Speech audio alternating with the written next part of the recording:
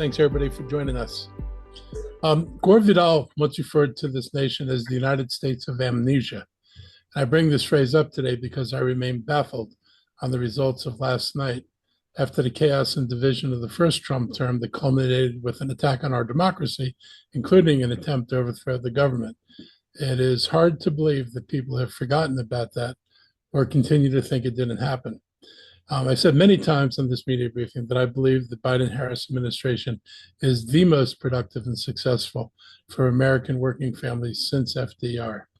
Locally, and more specifically about this office, it was not a surprise to me that the term limits referendum passed. You've got Republicans who couldn't beat me in a one-on-one election. You got the developers who couldn't beat me one-on-one after spending millions of dollars trying to do that twice.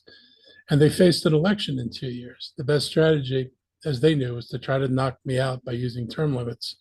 They didn't tell people that the executive already had term limits. And I know that because that's what I heard when I listened to them solicit signatures for their petitions. They're smart, and they're smart enough to lie and misrepresent the truth because that's what Republicans and developers are pretty good at. But we do have some positives from yesterday. Yesterday, we had a successful election in Montgomery County. There were hundreds of election workers and volunteers from both parties that worked together to ensure that everyone who wanted to vote got to vote. Many of those voices across Montgomery County helped carry Angela Alsobrooks to victory in her Senate campaign. Angela in Delaware, Lisa Blunt Rochester became only the third and fourth Black women ever elected to the U.S. Senate. Voters in Montgomery County and in Maryland also overwhelmingly supported protections in our state constitution for our women's reproductive rights. Our state and county will continue to be a safe place for women's health and reproductive freedom. This election does not change who we are as a county. We came together and we're going to continue to come together, and we'll work against hate and those who promulgated it at every opportunity. We cannot and we will not allow that to change. Election security was a really important issue that people were concerned about here. We did not have any problems. Our county staffed an emergency operations center all day Tuesday. There were no direct threats that were reported ahead of the election day. We did have some department leaders together ready to respond to issues that could have impacted the public's ability to vote, but nothing happened. Unlike 4 years ago, Democrats and those who were not pleased with the results understand how to accept a loss without claiming it was cheated or stolen. There will be a peaceful transfer of power this time, something that the other side actually didn't promise had they lost. But it's sad that we didn't get that impression throughout the election that they were going to accept the results. Just like 2016, we expect there'll be plenty of disbelief, grief, and stress around the results of last night's election. Dr. Davis will talk more about stress and anxiety and how we want to make sure anyone who may be struggling gets help. The county's 24/7 crisis center phone number is 240-777-4000, as well as the national number, which is 988, for anyone to call if they need to. In a few minutes, we're going to invite our Fire Chief, Corey Smedley, to join me because of the state fire ban that's been put in place and the spate of brush fires in the county that we've seen over the last few days. But first, I'd like to talk about how excited it was for me to be with him and other elected leaders on Friday as we opened up the newest fire station serving Clarksburg. The northern end of Montgomery County is not only growing, but it's prepared to grow even larger. We've needed a way to reach more people with emergency services and to cut down on response times, and this station helps meet that challenge. I want to thank our firefighters and the community for their patience as we completed this project. Our first responders deserve top-notch facilities and resources, and the residents of Clarksburg deserve emergency services that are responsive and reliable as they are anywhere in Montgomery County. We endured one of the warmest Halloweens on record and one of the driest Octobers on record. In fact, the last time we had significant rainfall was when the remnants of Hurricane Helen brought 2 consecutive days of rain on October 2nd. This unusually dry weather has prompted the Metropolitan Washington Council of Governments to encourage water conservation. This region's main water source is the Potomac River. Last week, low water levels prompted the Interstate Commission of the Potomac River Basin to monitor the river daily and determine if further action is needed. There's been a lot of discussion, for those of you who aren't aware of it, about Montgomery County and basically Virginia as well, about our future water needs and how are we going to have adequate backup water supply if we need to call on it. The county has water in Seneca, but we also rely primarily on a dam in West Virginia. And there's a concern that that's not going to be adequate should we actually run into serious drought conditions. So there is an ongoing discussion about the need for an additional reservoir more downstream along the Potomac. But back to the conditions in our county, we're like the rest of Maryland, which is all under an open air burn ban. The ban prohibits campfires or charcoal grilling.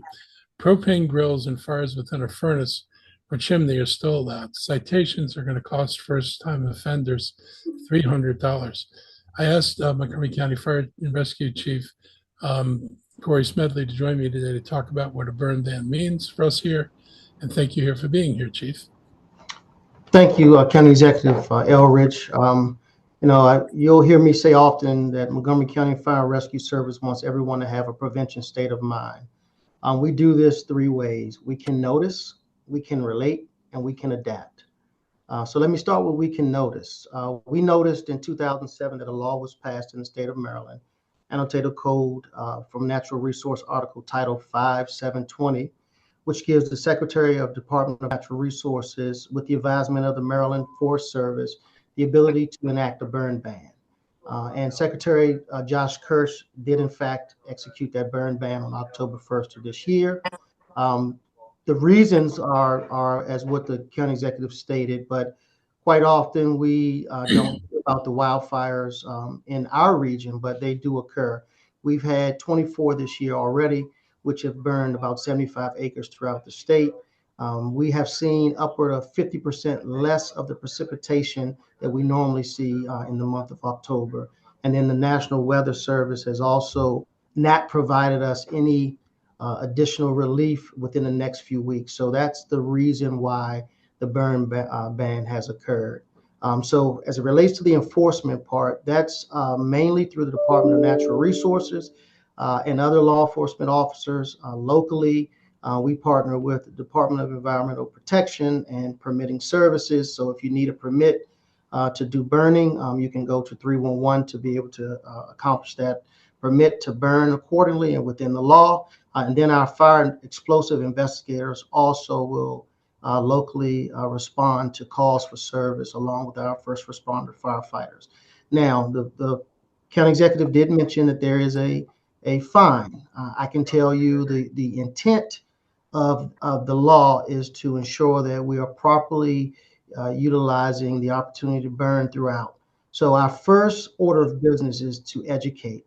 So there is the ability to enforce with a fine, but I can tell you our first ability is to go out and make sure that we educate our community, communicate what the do's and don'ts are to ensure that everyone is safe.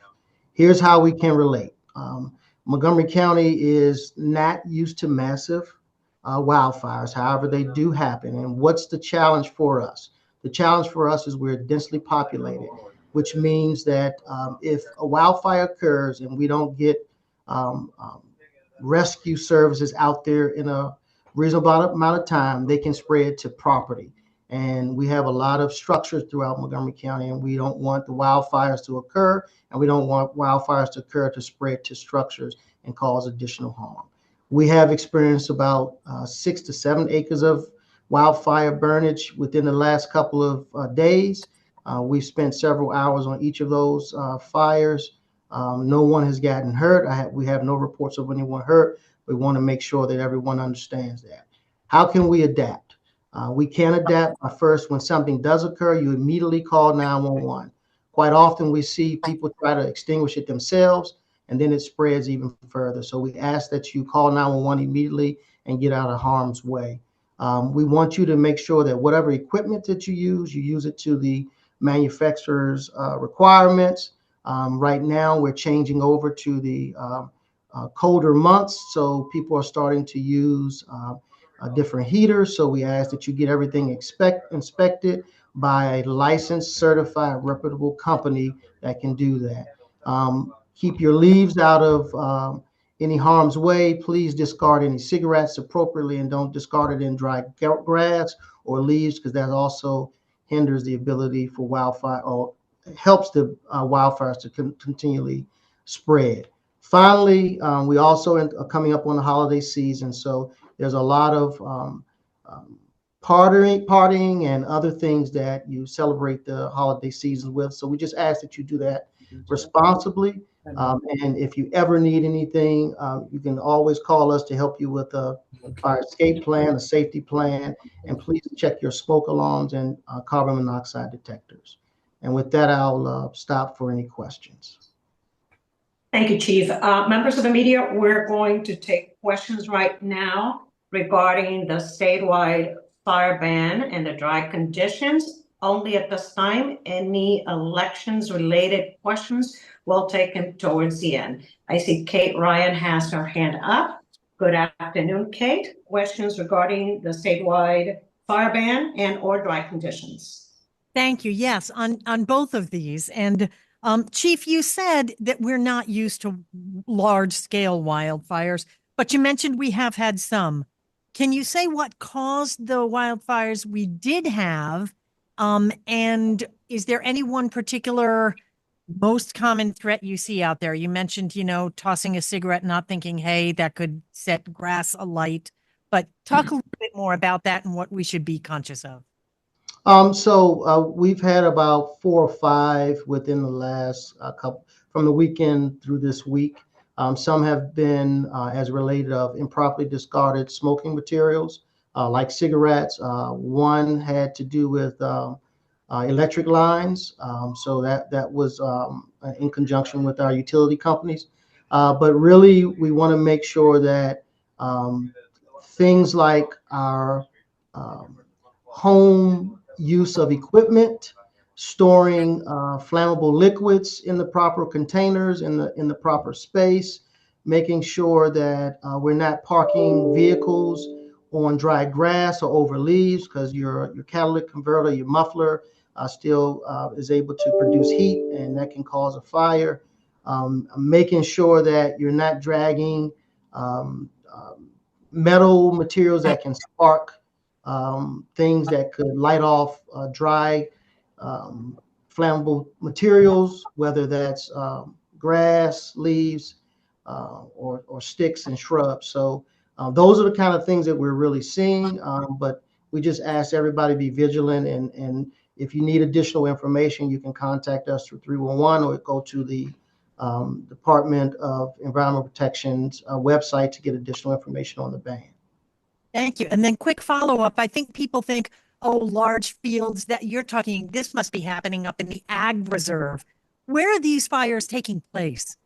So we've had some in Upper Montgomery County. We've had some in the Poolsville area, the Gaithersburg area. So it's unfortunately in many different spaces in the county, and for many different reasons. But the highest probability that we see is the fact that improper disposal of smoking materials is that cause. Gotcha. And I promise this is the last one on fire safety in the home. And you've mentioned this, how you place your heaters, for example, if you have a portable heater, or if I have an e-bike and charging that battery, et cetera. Can you just walk us through very briefly some of the things we want to keep in mind? Yeah. So people probably don't realize the different batteries, lithium ion, et cetera, that exist in your home. So I would strongly suggest you contact us so we can help you walk through that, but ensuring that you're not keeping things plugged up. Keeping from your lithium ion batteries too long, because they can overheat. The other stuff as it relates to, we use a lot of extension cords, and sometimes extension cords are used for permanent use and they're a temporary use, and we want to make sure that we won't overheat those extension cords. Yes, we're getting into colder months, so people are trying to stay warm, and sometimes they do that through non-traditional methods, using heaters in the wrong way, using the wrong kind of fueling liquids. So that's why I'm saying to everyone, please ensure that you are taking advantage of the manufacturer's requirements and recommendations and doing that appropriately. I can't stress enough to, before you turn on your heater, before you light your fireplace, please get that inspected by a reputable company that's certified so that you can use that in a proper way. And I promise this really is the last one. You mentioned that people can, contact their local fire department. They're not going to be like mad at me, or it's okay I won't be bothering them with these questions. I think a lot of people hesitate to use that resource. Absolutely. They are here for the community. We know that we have a prevention state of mind. We want you to have a prevention state of mind. We go out on a regular basis. As a matter of fact, I met with my community risk reduction manager today, and we talked about all the work that's being done. We have installed over 820 smoke alarms to date this year. We've also inspected over 1,500 smoke alarms, and we're slated to do many more. So please reach out to your fire and rescue service. That's why we're here. We want to prevent the incident before we have to respond to it. Thank you very much, Chief. Thank you, Kate. Members of the media, any more questions for Chief Smedley? No more questions for the Chief this afternoon? Well, Chief, thank you for joining us. We do know that you have to depart, so feel free to do so. Thanks for joining us this afternoon. Mr. County Executive. Thank you. And thank you, Chief Smedley, for being here today. This week, I also joined county council members and other community leaders in honoring veterans in our county. We held a ceremony paying tribute to the servicemen and women who put their lives on the line for our nation. Hope everyone is able to see the Operation Greenlight themed bus that is on the road now in honor of veterans. It features the U.S. flag, an outline of veterans, and the green lights that are being used nationwide to shine a light on veterans throughout November. That bus will be used on several different routes this month, so it can travel around the county. And you will find county offices lit up every night in Rockville and Veterans Square, Veterans Plaza in downtown Silver Spring in green. On Friday, November 8th, Silver Spring Town Center, Inc. will present its 16th annual concert for veterans at the American Legion Post 41, starting at 6 p.m. The county is going to observe Veterans Day on Monday, November 11th, with almost all services here closed. Some exceptions are buses, which will run on a weekend schedule. Recreation and aquatic centers and ABS stores will be open at regular hours. In September, we began an effort to engage as many people as possible in the county regarding our next operating budget. The final community conversation is on Thursday at the Wheaton Community Recreation Center with a Spanish-speaking audience. It begins at 7 p.m. Many people do not realize how many folks in our county need help with food, rent, childcare, and other issues, even after the federal government ended COVID-era assistance. We're working with community partners to address the needs and to increase the efficiency of that help. I host these events to determine what pressing issues need to be addressed with our limited budget. I will always listen to the concerns and try to answer every question the best I can. These events also allow those with questions to potentially meet face-to-face with someone from a department who can address their questions or concerns directly. One of our very real concerns is the impact of this election on the local economy. The defunding of some federal agencies and the possible movement of other agencies out of the DC area brings the serious threat of reduced revenue from displaced federal employees. This is a very real threat, and it's been talked about at the Council of Governments. Potential threat to funding federal programs that bring money to the state and the county could also seriously impact our budget. At this moment, we're planning a budget based on what we know now, but it's possible as the new administration plans unfold, we could face a further reduction in resources, and we're going to have to make changes in the budget should that occur. Our focus will continue to remain on constructing the fiscal year 2026 budget, and using the public feedback is still welcome through our budget, through our public information office, or by emailing me through the county website. One more issue I'd like to address before turning this over is the county council is poised to vote next week on the growth and infrastructure policy. This is another policy from Park and Planning that further reduces the amount of money that we get from the development community in order to pay for needed infrastructure in Montgomery County. We have done this 5 times since 2013. We continue to try to be the cheapest state in the region. And the thinking has always been, if we're the cheapest place to be, development will come here. The fact is that for being cheap, we have absolutely nothing to show for it. Virginia taxes on commercial property are almost 50% higher than ours are. They have enjoyed the bulk of the job growth in the region because with the money they've been able to raise, they've been able to build infrastructure. With the money that we haven't raised, we haven't built any infrastructure. And that goes back to the choices that face the council when we don't make decisions to get enough money from the development community. The choice has always been either we raise taxes on residents, which is pretty much a political non-starter. You might be able to do it for schools, but to do it for development, not so much. The other choice is to do nothing, which is usually what we've been stuck being able to do because without additional revenues, it's very hard to move beyond the level of funding we provide to schools or we provide the transportation. So, I would encourage people, if you're concerned about this, to take the time before next Tuesday to reach out to council members and ask them not to further reduce the amount of money we raise from developers. We're going to have a robust discussion about alternatives to our current taxing structure. We're looking very hard at the system that is used in Northern Virginia, much to their success and much to our chagrin.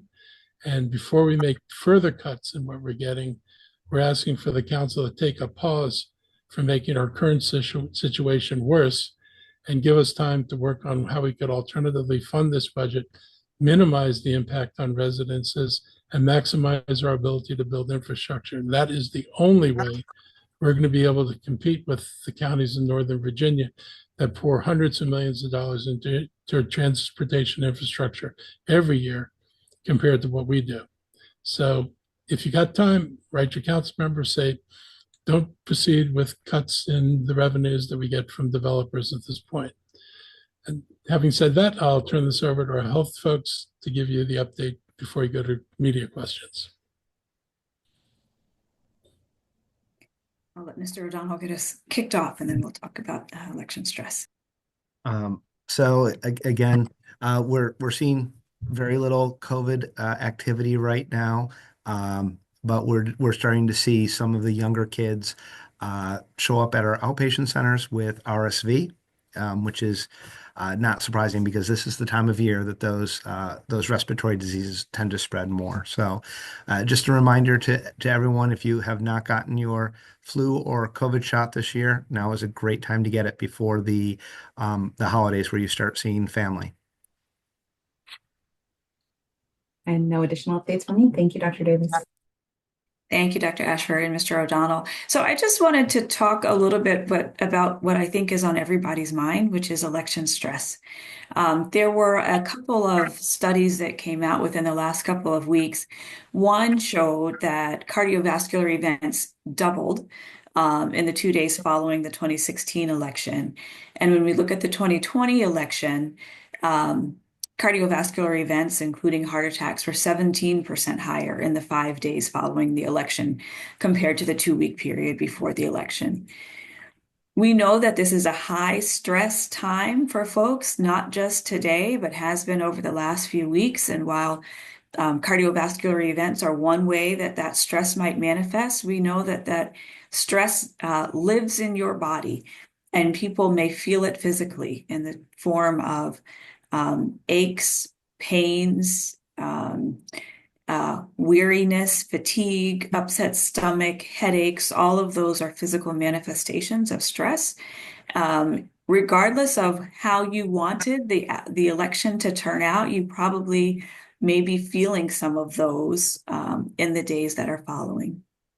And I encourage folks to, as we kind of tread our way through the post-election period, for some, your body will feel some release immediately, and that can also trigger some physical symptoms.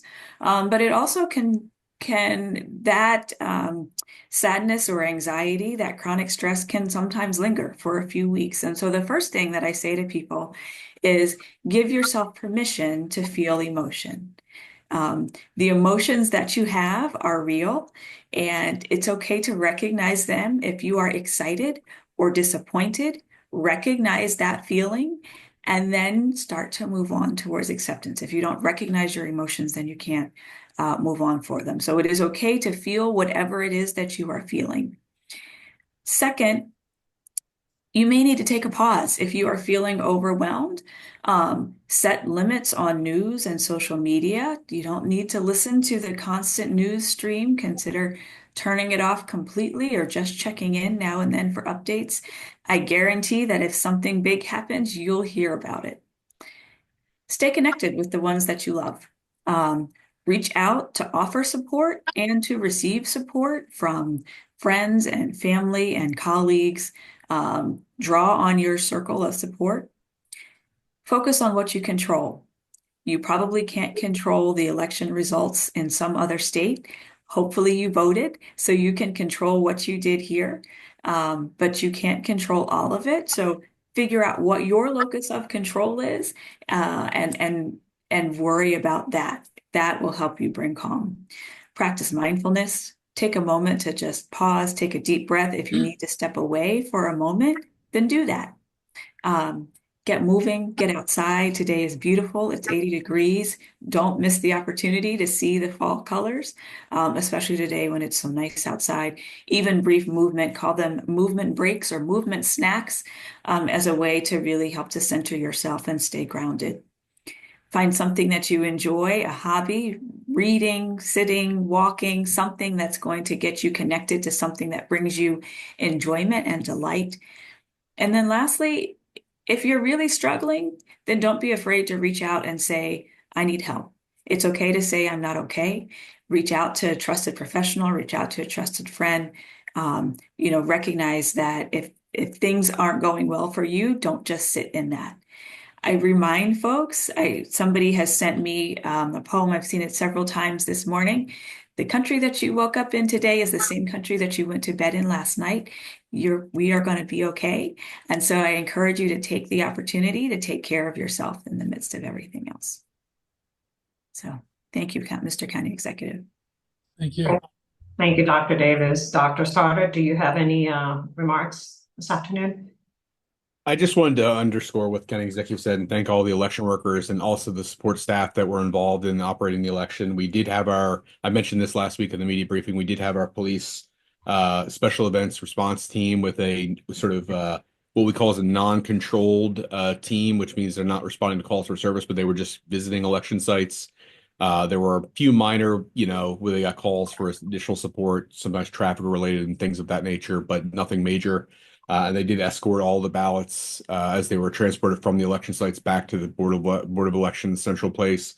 No major issues, but I just wanted to underscore what the county executive said, thanking the election workers, the volunteers, the election judges that are actually still involved in counting mail-in ballots moving forward, but also the support staff from the public safety units and building services team, all of those things that allow us to have the elections and operate them in Montgomery County in a seamless way. So just wanted to underscore that. So thank you.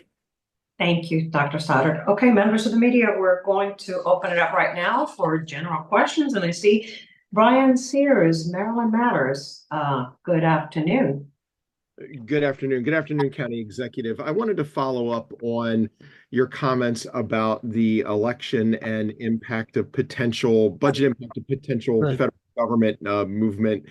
Is it possible for you to quantify the impact or the potential impact on Montgomery County government in terms of its relationship with both federal employment and the economics of federal employment and federal agencies within Montgomery County? Do we know how that potentially affects Montgomery County's budget? So we're actually going to make an assessment of to what extent are we dependent, both in terms of grant funding that comes to us directly or grant funding that comes to us as a pass through from the state. We get money sometimes not directly, but through the state. So we're going to see where we sit with that.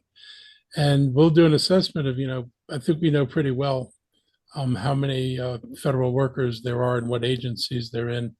And we should be able to figure out which agencies are targeted. You can kind of guess. I mean, it's this probably CDC, NIH, FDA. There's a whole bunch of things that are going to be on the chopping block. So, well, Department of Education, how can I forget that? So we're going to do an assessment because we need to think about as we go into the budget where are our greatest vulnerabilities, and we'll look at what we think the impact's going to be on the state, because the state does things where they don't necessarily passing through money, but they run programs that we ultimately benefit from, and we're going to have to figure out what the risk is in those programs as well. But I mean, if he does anything serious, like either shutting down those agencies or moving the agencies out of Washington, D.C. to basically a long distance from here, it will have an impact. And I mean, just imagine if those people stay here without a federal job, they're unemployed, and we can be pretty sure those jobs are not widely available in the current job market. It's not like they're going to step out of the federal government and get another equally well-paying job. If they leave, then their housing becomes available. But if there aren't people here with the income sufficient to pay for the housing, we may well wind up with a bunch of houses that don't move, or people who own the houses who aren't able to move the houses on the market and have to make some really difficult decisions. So those are the things we're worried about. These are issues that, COG is well aware of. We've often talked about our dependence on the federal government. I mean, the good thing is we've tried to move more and more of our efforts in the non-federal direction to base our economy more on the sciences and, what we can do with life sciences. It's not clear at all whether the president is friendly to medical work and medical research. So we'll see how that all plays out. But we're worried. Everybody else in the region is worried. But even those moves to things like the life sciences, I mean, those have federal government impacts because of potential for grants and other funding. Yeah. I mean, is it fair to say, you mentioned the dependence the county has? I mean, is it fair to say that Montgomery County is effectively a company town when it comes to federal government and grants and employment? I think less so than it used to be. I mean, if you know the history of Montgomery County, it grew in the late 50s and early 60s after DC integrated, and there was a mass exodus of people out of DC into the suburbs. I don't think you know this, but at one point, Silver Spring advertised itself as moved to Silver Spring. It's still segregated. Not exactly something you'd be very proud of today, but that was the selling point of the county back then. And so we were much more dependent then because we had this large influx of workers. Over time, we've attracted, a few major corporate headquarters like Choice and Marriott. We've got a large biotech presence here. NIH has grown to be a very large institution, which I don't so much think is government, but as a research institution. So we've diversified somewhat. I'd say we're much less dependent than we were before, but it's still a large number of people, large enough to make a dent in what we collect in income taxes and property taxes. Final question. What kind of options does the county have potentially to offset some of this negative impact should it manifest itself? I mean, the option that one would want to do is probably raise taxes to make up for lost revenues.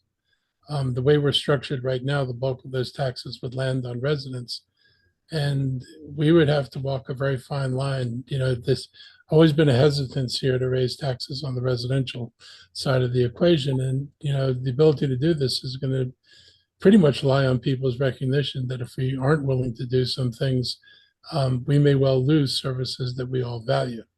So there's no easy answer to this. I wish I could just say, I'll turn this other switch on and money will flow. If we could have done that, we would have done it a long time ago.